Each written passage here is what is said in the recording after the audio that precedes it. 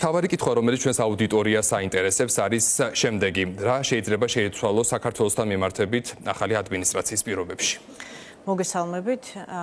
პირველ რიგში ვფიქრობ, რომ ძალიან საინტერესო საყურებელი იყო გუშინდელი ცერემონიალი, არა მხოლოდ ფორმალური თვალსაზრისით, არამედ ტრანზიციაში მყოფი ქვეყნებისთვის ძალიან კარგი მაგალითი იყო, როგორ შეიძლება არაპომპეზური და სადა, მაგრამ ამავდროულად ძალიან შთამბეჭდავი ღონისძიება ჩატარდეს, როდესაც საზოგადოება არის დემოკრატიული, როცა ყველა პრეზიდენტი მიწვეულია, როდესაც პოლიტიკური პოლემიკის საკითხები წარსულს ჩაბარდა კამპანიის პროცესში არსებული და ახლა რაღაცნაირად ყველა ერთად სახელმწიფოებრივად უდგება საკითხებს. ცხადია, რომ გუშინდელი გამოსვლები თუ სიტყვა, ვთქვათ, უფრო ზოგადი ხასიათის იქნებოდა ვიდრე კონკრეტული მიმართულებები, რომელიც დასახელდებოდა, იმიტომ რომ გუნდის პოლიტიკა თავისთავად იმთავითვე ცხადია, მაგრამ მაინც გამოიკვეთა რამდენიმე კონკრეტული მიმართულება. ჩვენ ვიცით, რომ ვთქვათ ტრამპის უფრო ძირითადი პოლიტიკის მიმართულებად ითვლება თითქოს საშინაო პოლიტიკა, მაგრამ ვინაიდან მისი ძირითადი აქცენტი არის სწორედ ამერიკის ეკონომიკის კიდევ მეტად გაძლიერებაზე, ამერიკის ეკონომიკა წარმოუდგენელია მისი სამეკავშირეო პოლიტიკის, საგარეო პოლიტიკის და საერთაშორისო ვაჭრობის გარეშე. შესაბამისად იკვეთება ის, რომ საგარეო ურთიერთობებში განსაკუთრებულ სიახლეებს არ უნდა ველოდოთ, მაგრამ ჩანს, რომ ძალიან მკაფიო წითელი ხაზი ივლება მოკავშირეებსა და მტრებს შორის, რომელიც როგორც ახალი ადმინისტრაციის გუნდის წევრებმა ინაუგურაციამდეც განაცხადეს, მათი პოზიციები ცნობილი იყო, მაგრამ გუშინაც კიდევ ერთხელ გამოიკვეთა, რომ ძალიან მკაფიო პოლიტიკა იქნება ამერიკის შეერთებული შტატების ვთქვათ, იმაზე, რაც ამერიკის უსაფრთხოებას ეხება მათ შორის. რაც ამერიკის უსაფრთხოებას ეხება, რაც გლობალურ უსაფრთხოებას ეხება, რაც ამერიკის ვაჭრობას საფრთხე შეიძლება შეუქმნას, რამაც ენერგოპოლიტიკას შეიძლება საფრთხე შეუქმნას და ყველა ის გამოწვევა, რომელიც ჩვენ აქამდეც ვიცოდით, რომ გამოწვევა იყო დონალდ ტრამპის ადმინისტრაციის პირობებში, ეს გამოწვევები ზუსტად ისე ჩნდება და ძალიან მკაფიოდ იდენტიფიცირდა კონკრეტული რეჟიმების ჩამონათვალი, რომლებმაც შეიძლება მსოფლიოში დემოკრატიებს საფრთხე შეუქმნან და ეს არის რეჟიმები, რომლებიც ავტორიტარიზმს აძლიერებენ თავის ქვეყნებში და მიმდებარე გეოგრაფიულ არეალში. ჩინეთი, ირანი, ჩრდილოეთ კორეა და რუსეთი ძალიან ცალსახად დაფიქსირდა. რომელთანაც თანამშრომლობს ივანიშვილის რეჟიმი. რომელთანაც თანამშრომლობს ივანიშვილის რეჟიმი. ამ ჩამონათვალიდან სულ რო სხვა არაფერი არ ვივარაუდოთ, შეგვიძლია ამ ჩამონათვალით უკვე განსაზღვროთ ის, რომ ამერიკის შეერთებული შტატების ახალი ადმინისტრაციის პოლიტიკა რეგიონთან მიმართებით, შავი ზღვის რეგიონთან, კავკასიის რეგიონთან და კასპიის ზღვის რეგიონთან მიმართებით უცვლელი დარჩება, უფრო მეტიც შესაძლოა კიდევ უფრო მეტად სტრატეგიული მნიშვნელობა მიენიჭოს სწორედ უსაფრთხოების კონტექსტიდან გამომდინარე.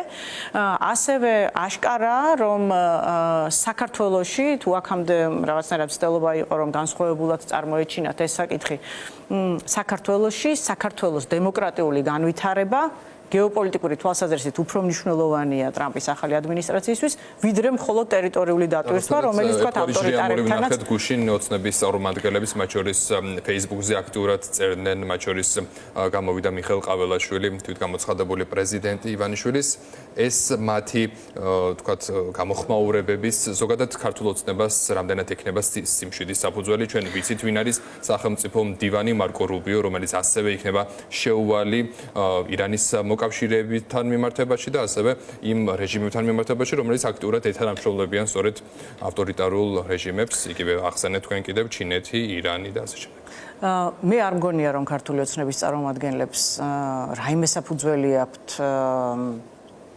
ხიარულების ამ თვალსაზრისით, უფრო მეტიც აქამდე ყველანაირად გამოიკვეთა ის, რომ ყველა მოლოდინი ტრამპის ადმინისტრაციის მიმართ, რომელიც მათ ჰქონდათ, რომ ისინი თითქოს და უფრო მობიერი იქნებოდნენ ივანიშვილის ოლიგარქიული სისტემის მიმართ, აღმოჩნდა, რომ არც სიმართლეს შეესაბამება, აღმოჩნდა, რომ საერთოდ არასწორი შეფასება იყო ამერიკული პოლიტიკის და მათ შორის ტრამპის ახალი ადმინისტრაციის და აღმოჩნდა, რომ მათ სინამდვილეში არანაირი გზები არ აქვთ. ეს რომ ასე ყოფილიყო, მაშინ ჩვენ ამას და ეს გადაღებული 20 იანვრის თემა აქტუალური იქნებოდა, ჩვენ ვნახავდით გუშინ მინიმუმ ერთ ოფიციალურ წარმომადგენელს, კულუარულად მაინც გვეცოდინებოდა რომ ვინმე იქნა მიწვეული რაიმე სახის დიალოგის საწარმოებლად. ტრამპი ახსენებდა deep states და ამაზე რაღაცნაირად ჩაეჭიდებოდა ქართული ოსნობა, თუმცა ესეც არ ხსენებდა. მინიმუმ იმას მაინც არ გააკეთებდნენ, რომ სხვა წარმომადგენელს მიიწვევდნენ, რომელიც უბრალოდ არანაირად არ წარმოადგენს დღეს ბიძინა ივანიშვილის გუნდს და არანაირად არ ასოცირდება რეჟიმთან. ერთი ადამიანი არ იყო აქედან მიწვეული, არც ერთი განცხადება არ გაკეთებულა ივანიშვილის რეჟიმის სასარგებლოდ, სამაგიეროდ ბევრი განცხადება გაკეთდა დიქტატურების წინააღმდეგ, ავტორიტარული რეჟიმების წინააღმდეგ, ოლიგარქიული რეჟიმების წინააღმდეგ და საქართველოში არსებული ძალაუფლების უზურპატორების წინააღმდეგ, რომლებსაც დიდი ალბათობით სანქციები ემუქრება, იმიტომ რომ ჩვენ ვნახეთ სია ჩამონათვალი, რომელიც გადაეცემა რუბიოს და ამავდროულად სულ რამდენიმე ხანში დიდმა ბრიტანეთმა არ დააყოვნა, რომელიც შეუძლებელია რომ ეს ახალ ადმინისტრაციასთან შეუთანხმებელი ქმედება იყოს. ამიტომ არაფერი არ მიუთითებს იმაზე, რომ ივანიშვილის რეჟიმს რა სალხინოთა აქვს საქმე, სამაგიეროდ ყველაფერი მიუთითებს იმაზე, რომ ამერიკის შეერთებული შტატების პოლიტიკა საქართველოს დემოკრატიზაციასთან მიმართებით უცვლელი თუ არა, კიდევ უფრო მაღალ ხარისხში აყვანილი თუ არ იქნება, უცვლელი დარჩება ცალსახად. აი, ელოდები თუ არა, რომ მაგალითად დონალდ ტრამპის, თქვათ, დონეზე მოხდეს გამოხმაურება იმ პროცესების მიმართ, რომელსაც ჩვენ თვალყურს ვადევნებთ ბოლო რამდენიმე თვეა საქართველოში, შესაძლოა თუ არა ვენესუელას შემთხვევაშიც თქვას დონალდ ტრამპმა, რომ აქ ხელისუფლება არის არალეგიტიმური ელოდებით თქვენ მსგავსი ტიპის განცხადებას, თუ მაინც კონგრესის დონეზე დარჩება გადაწყვეტილებები საქართველოსთან მიმართებაში. მე ველოდები, რომ ტრამპის პოლიტიკური გუნდი უშუალოდ იქნება საქართველოს საკითხებით დაინტერესებული. პირველი, იმიტომ რომ უკრაინაში ომი მიმდინარეობს, რომელიც აწუხებს მთელ მსოფლიოს და პირველ რიგში ვაშინგტონს და ახლა უკეთებს სახლს. ველოდები იმას, რომ ადეკვატური აღქმა არსებობს იმისა, რომ საქართველოს და უკრაინის და მოლდოვას გაყოფა ამ შემთხვევაში შეუძლებელია, რომ ეს პირდაპირ უკავშირდება ევროპულ უსაფრთხოებას, რომ ეს პირდაპირ უკავშირდება მათ შორის ევროპის ენერგო უსაფრთხოებას, დივერსიფიცირების პოლიტიკას, რომელიც მნიშვნელოვან როლს თამაშობს ტრამპის პოლიტიკაში და პრიორიტეტებში და ველი რომ შეგვიძლია გქონდეს მოლოდინი იმისა, რომ საქართველო ნამდვილად იქნება დღის წესრიგში, მათ შორის იმ ყველაფრის გათვალისწინებით, რაც საქართველოში ბოლო პერიოდში განვითარდა, იმის გათვალისწინებით, რა განცხადებებს აკეთებენ ტრამპის გუნდის წევრები და იმის გათვალისწინებით, რომ კიდევ ერთხელ ვამბობ, სწორედ საქართველოში არსებული პროტესტების ფონზე იქნა ამ შემთხვევაში სალომე ზურაბიშვილი ინაუგურაციაზე მიწვეული. ის არ იქნა მიწვეული იქ როგორც სახელმწიფო მეთაური ან წარმომადგენელი როგორც ასეთი, ის იქნა მიწვეული იქ როგორც სახალხო პროტესტის გამოხმოვანებელი და წარმომადგენელი. იყო ქართული ოსნების წარმომადგენლების გამოხმაურება, სწორედ სალომე ზურაბიშვილი. ქართული ოსნების წარმომადგენლებს არც ერთ დარბაზში არ დასვეს, ქვეყანაშიც არ მიიწვიეს, ან არანაირ დარბაზში არ დასვეს და სალომე ზურაბიშვილი იქნა იქ მიწვეული და მთელი რიგი შეხვედრები აწარმოა, მათ შორის ახალი ადმინისტრაციის წევრებთან, სწორედ იმიტომ, რომ საქართველოს პოლიტიკა აინტერესებთ მან. ეს არის ძალიან გამოკვეთილი გზავნილი. პირველი, რომ მათ აინტერესებთ საქართველოში დემოკრატიული ხმა და მეორე, რომ მათ არ აინტერესებთ ივანიშვილის წარმომადგენლების პოზიცია. მაინც ხედავ თუ არა იმას, რომ აი რა კითხავს საუბრობთ ივანიშვილის იზოლირებაზე, რომ საერთაშორისო იზოლაციაში არის სრულად მოქცეული. ივანიშვილი ეს მას რა დისკომფორტს უქმნის და საერთოდ უქმნის თუ არა. ჩვენ ვნახეთ, რომ ის სასწრაფო წესით ტოვებს ოფშორულ ზონებს, ნაწილი ქონება გადააფორმა შვილის სახაზე, ნაწილი საკუთარ სახაზე გადაიფორმა. რამდენიმე საათის წინ ცნობილი გახდა, რომ ეკატერინე ხვედელიძის სახაზეც გადააფორმა.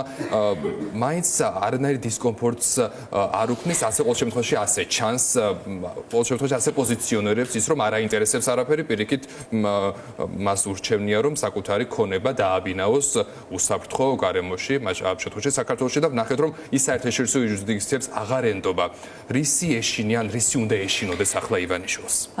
ჩვენ ცხადია ამ პროცესების ფონზე და საყოველთაო რაღაც ერთგვარი ეიფორიის ფონზე არ უნდა მივეცეთ იმ ილუზიას, რომ ივანიშვილი ამ დღის წესრიგისთვის მზად არ იყო. ის დიდი ხანია ამისთვის ემზადება და ყველაზე გვიან მას შემდეგ, რაც ის გააფრთხილეს, რომ თუ რუსული კანონის რეინიცირება მოხდებოდა, თუ ის ყველა მოწოდების მიუხედავად გაიტანდა ამ რუსულ გადაწყვეტილებას და რუსულ ინსტრუქციებს დაემორჩილებოდა, მაშინ მას და მის გარემოცვას, მათ შორის მის ფინანსურ და მატერიალურ სიკეთეებს საფრთხე შეექმნებოდა. უფრო მეტიც მან დიდი ალბათობით უკვე რუსეთ-უკრაინის ომის დაწყებიდან, როდესაც მან მიიღო გადაწყვეტილება, რომ რუსეთის თავის კოლეგა ოლიგარქებს დაეხმაროს სანქციებისთვის თავის არიდებაში, უკვე ეცოდინებოდა, რომ მან გარკვეული ზომები უნდა მიიღოს იმისთვის, რომ თავისი კაპიტალი დასავლური სანქციებისგან დაიცვას. ამისთვის ის მზად იქნებოდა და ვინაიდან ეს გადაწყვეტილება მიუხედავად ყველა გაფრთხილებისა მიიღო, ცხადია და ჩვენ ვნახეთ კანონი, რომელიც მან მიაღებინა თავისივე ჯიბის პარლამენტს, რომ დაცული იყოს ოფშორული ზონებიდან შემოსული კაპიტალი, ცხადია, რომ ეს მის ფინანსურ სიკეთეებს ეხებოდა და შესაძლოა რუსების, მაგრამ არავინ კონკრეტული სხვას. ამიტომ კი ცხადია ის ამისთვის ემზადება. მიუხედავად ამისა, იზოლაცია მათთვის განსაკუთრებულ დისკომფორტს წარმოადგენს. პირველ რიგში იმიტომ, რომ ივანიშვილის ძალაუფლება დგას რაღაც გარკვეული ტიპის კორუფციული ფულის მიმოქცევაზე, რომელიც არის აკუმულირებული არა მხოლოდ მასთან, არამედ მის უშუალო გუნდთანაც, რომელზეც დგას მისი ძალაუფლება. ივანიშვილი ფულის გარეშე არაფერს არ წარმოადგენს. ივანიშვილს არ აქვს ელექტორალური სიმყარე, ივანიშვილს არ აქვს რაიმე სახის სხვა ტიპის ლეგიტიმაცია, ის არის უბრალოდ ადამიანი, რომელიც ფულით და ძალაუფლებით ბიზნესმენები, რომელიც ოლიგარქთან აშკარაა, რომ ძალსახად აშკარაა, რომ და ვლინდება ეს ყველა მათ განცხადებაში, შეხვედრებში თუ არსებულ ვითარებაში, რომ მსხვილი ბიზნესი, რომელიც უშუალოდ მონაწილეობს ამ კორუფციულ სქემებში და დაინტერესებულია, რომ შეინარჩუნოს არსებული რეალობა, ან დაუბრუნდეს ყოველ შემთხვევაში სანქციებამდე რეჟიმს, აშკარაა, რომ ისინი ძალიან შეწუხებული არიან, აშკარაა, რომ ისინი გრძნობენ ეკონომიკურ და ფინანსურ ყევებს საქართველოში და მათ რაღაც ტიპის გამოსავალის ძიება სურთან. ეს ნიშნავს, რომ ის ფუნდამენტი, რაც უმაგრებს ივანიშვილს ძალაუფლებას, ის ირყევა იზოლაციის პირობებში და ეს რყევები სულ უფრო მეტად გაძლიერდება, რაც უფრო გაღრმავდება იზოლაცია და ის, რომ იზოლაციის პოლიტიკა დასავლეთიდან ამასობაში გაღრმავდება საქართველოს მისამართით, ცხადწყობს საერთაშორისო პოლიტიკა, რომელიც ყოველდღიურად ჩდება გვესმის და მათ შორის 20 იანვარმაც ჩაიარა ისე, რომ ეს გადაწყვეტილებები არ შეცვლილა, ამიტომ აშკარაა, რომ იზოლაცია ივანიშვილსაც უქმნის დისკომფორტს, იმიტომ რომ საბოლოო ჯამში ის საფუძველი ირყევა, რომელზეც ის დგას. თორე რასაკვირველია, ის თავისი ქონების დიდ ნაწილს შეძლებს, რომ უსაფრთხოდ გადამალოს. თუმცა ასევე ცნობილია, არც თუ კულუარებიდან, რომ ამ კორუმპირებული ჯგუფის ქონების დიდი ნაწილი, რომელიც ემირატებში იქნა გადატანილი, ისიც უნდა გვესმოდეს, რომ ემირატები ამერიკის შეერთებული შტატების მოკავშირე სახელმწიფოა და ისინი დიდი ალბათობით და მათ შორის იმის გათვალისწინებით რა ქმედებებს ჩადიან ჩვენი ღირსეული წარმომადგენლები იქ, ამის გათვალისწინებითაც ასე ბოლომდე დაცული ალბათ არავის ქონება არ არის. ერთი ამერიკული სანქციები და ბრიტანეთში, თქვათ, განსახილველი სანქციები, რომელიც უახლოვდება ოლიგარქს და მის გარემოცვას, თუმცა საინტერესოა ვისაუბროთ ევროკავშირზეც და მის როლზეც ვნახეთ კონკრეტული გადაწყვეტილება დიპლომატიური პასპორტების შეწყვეტასთან დაკავშირებით. დღეს ვიცით, რომ ევროპარლამენტში დაგეგმილია დისკუსია საქართველოსთან დაკავშირებით, იმ კრიზისზე ისაუბრებენ ევროდეპუტატები, რომელიც ჩვენ ქვეყანაშია შექმნილი. მაინტერესებს ევროკავშირის მხრიდან რა ტიპის ახალ გადაწყვეტილებებს უნდა ველოდოთ თქვენი აზრით? რა არის მოსალოდნელი? არ ვიცი, რამდენად ახალს შეიძლება ველოდოთ, მაგრამ ცალსახად შეგვიძლია ვივარაუდოთ, რომ მათ მიერ მიღებული გადაწყვეტილებების აღსრულების ეტაპებზე გადავდივართ ახლა. გადაწყვეტილებები, რომლებიც მათ მიიღეს ივანიშვილის რეჟიმის წინააღმდეგ, ჩვენ ალბათ რუსეთ-უკრაინის ომის დაწყებიდან და შემდგომ უკვე რუსული კანონის ინიციირების პროცესიდან ბევრჯერ გვითქვამს, რომ ამ შემთხვევაში ამერიკის შეერთებული შტატების და ევროკავშირის პოლიტიკა ერთმანეთისგან არ განსხვავდება. ადრე თუ ქონია შემთხვევები, რომ რაღაც გარკვეული კონკურენცია იყო ხოლმე და ერთსულოვნება არ სუფევდა, უპრეცედენტო ერთსულოვნება არსებობს რეგიონთან მიმართებით, ნატოს გაფართოების პოლიტიკასთან მიმართებით, ევროკავშირის გაფართოების პოლიტიკასთან მიმართებით და ამ კონკრეტულ სამქვეყანასთან მიმართებით, რომელიც არის უკრაინა, მოლდოვა და საქართველო, ანუ კანდიდატის სტატუსის მქონე ქვეყნების მიმართ. ამიტომ ესეც ცხადყოფს იმას, რომ ეს ერთსულოვნება ძალაში რჩება, მიუხედავად იმისა, რომ ადმინისტრაციები ამერიკის შეერთებულ შტატებში შეიცვალა, ეს ევროპარლამენტში შეიცვალა ცალკეული წარმომადგენლობები, ანუ ეს იმას ნიშნავს, რომ რეგიონული პოლიტიკა მათთვის არამხოლოდ დღის წესრიგში რჩება, არამედ ისინი მიღებული გადაწყვეტილებებიდან უკან არ დაიხევენ. ეს ნიშნავს იმას, რომ სანქციების პოლიტიკაზეც კიდევ უფრო მკაცრად გაგრძელდება ვითარება. ევროკავშირშიც ცხადია, რომ ელოდნენ ახლა ახალი ადმინისტრაციის ქმედით ეტაპზე გადასვლას და კი იმეველი რომ ჩვენ საქართველოსთან მიმართებით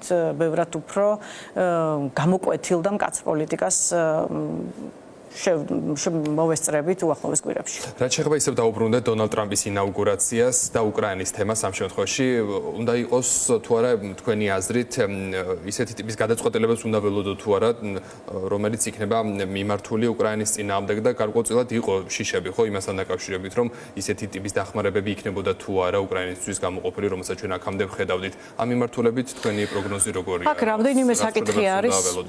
რამდენიმე საკითხი არის ყურაცავები. პირველი ის რომ გუშინ დონალდ ტრამპის მიერ გაჟღერებული განცხადება არავითარ შემთხვევაში არ უნდა იქნას არასწორად გაგებული. იმისთვის რომ ამერიკის შეერთებულმა შტატებმა შეძლოს თავისი სიძლიერის შენარჩუნება და თქვათ კიდევ უფრო მაღალ ეტაპზე აყვანა, ამისთვის რასაკვირველია საჭიროა რომ რეგიონში ომები არ მიმდინარეობდეს, ანუ სტაბილურობა და მშვიდობის უსაფრთხოება, რა თქმა უნდა, პრიორიტეტულ საკითხს წარმოადგენს ისეთ სახელმწიფოთვის, როგორც არის ამერიკის შეერთებული შტატები. ეს ჩემთვის ნიშნავდა იმას, რომ ამერიკის შეერთებული შტატების ახალ პრეზიდენტს ამბიცია აქვს, რომ დარჩეს გლობალური მოთამაშე და იყოს აქტიური მოთამაშე საერთაშორისო პოლიტიკაში, რაც არის კარგი მათ შორის უკრაინაში მიმდინარე ომისთვის და საქართველოში მიმდინარე პროცესებისთვის. ასევე ლოგიკურია, რომ მას ენდომება, რომ მის მემკვიდრეობად ჩაითვალოს ის, რომ ომების აღმოფხვრა შეძლო და ამ წუთისთვის ორი ცხელი ომი მიმდინარეობს ჩვენს რეგიონში, ამიტომ ლოგიკურია, რომ ეს მის ინტერესებში შედის. მაგრამ არაფერი არ მიუთითებს იმაზე, რომ უკრაინისთვის წინა ადმინისტრაციის მიერ მიღებული დახმარების გადაწყვეტილებები ან გადახედვას დაექვემდებარება, ან შეჩერდება, ან შემცირდება, პირიქით არაერთხელ ითქვა, რომ ეს გადაწყვეტილება არის ორპარტიული გადაწყვეტილება და რაც თავარია ითქვა, რომ უკრაინისთვის მხარდაჭერა უნდა შენარჩუნდეს და გაძლიერდეს, იმიტომ რომ ამ უსამართლო ომში ბოროტება არის პუტინი და უკრაინა არის დემოკრატიისთვის მებრძოლი სახელმწიფო. ამიტომ თავისთავად, ანუ ამოსავალი წერტილი, რომ უკრაინას მხარდაჭერას გამოუცხადებს ამერიკის შეერთებული შტატები, ამაში არავის ეჭვი არ უნდა შეგვეპაროს. ასევე მნიშვნელოვანია ის, რომ უკრაინა არ არის რაღაც რიგითი მოთამაშე ამ შემთხვევაში, ხო? ეს არის ძალიან დიდი სახელმწიფო, საკმაოდ დიდი რესურსებით და ნებისმიერი სახის იქნება ეს, რა ვიცი, მოლაპარაკება თუ რაღაც ტიპის ახალი ეტაპი ამ ომის ფაზაში ვერ მოხერხდება ამ შემთხვევაში ზელენსკის და უკრაინელი ხალხის ინტერესების უგულებელყოფით, რა პოზიციებით სუბიექტურად არ უნდა კონდეს ტრამპსა, კიდევ ერთხელ ვამბობ, მას არც ერთხელ არ გაუკეთებია განცხადება იმის თაობაზე, რომ მას არ უნდა უკრაინის დახმარება ამ უსამართლო ომში. მათი პოზიციები ცხადია, მისი გუნდის პოზიციები ძალიან აშკარაა, რომ აქ პუტინი არის ბოროტება, რომ პუტინის განეიტრალება უნდა მოხდეს შემდგომი ბოროტებების თავიდან აცილების მიზნით, მსოფლიოს გლობალური უსაფრთხოების კონცეფციის თავარ საკითხებს შორის არის რუსული დეზინფორმაციის წინააღმდეგ ბრძოლა, რუსული ჰიბრიდული ომი და პუტინის საფრთხე როგორც ასეთი ევროპული უსაფრთხოებისთვის, ეს არ ამგონია, რომ ვინმეს ახალ ადმინისტრაციაში სათანადოდ არ ესმოდეს. და კვლავ საქართველოს რომ დაუბრუნდეთ, მნიშვნელოვანი თემა დავოსის ეკონომიკური ფორუმი და მიუნხენის უსაფრთხოების კონფერენცია, როგორც ვიცით, საქართველოს ხელისუფლება გამოეთიშა ყველაფერს, არც კი მიიწვიეს ირანისა და რუსეთის შემდეგ საქართველოს პრინციპში შესაძლოა ასე ჩავთვალოთ და იქ იმყოფებიან მაგალითად ლიდერები სომხეთის, აზერბაიჯანის ასე შემდეგ. ეს რა ტიპის პლატფორმებია ქვეყნისთვის, როგორ უნდა იყენებდნენ ამ ტიპის პლატფორმებს სახელმწიფოები და რას ნიშნავს ის, რომ ჩვენ ამ ორ მნიშვნელოვან ფორუმს არ ვესწრებით?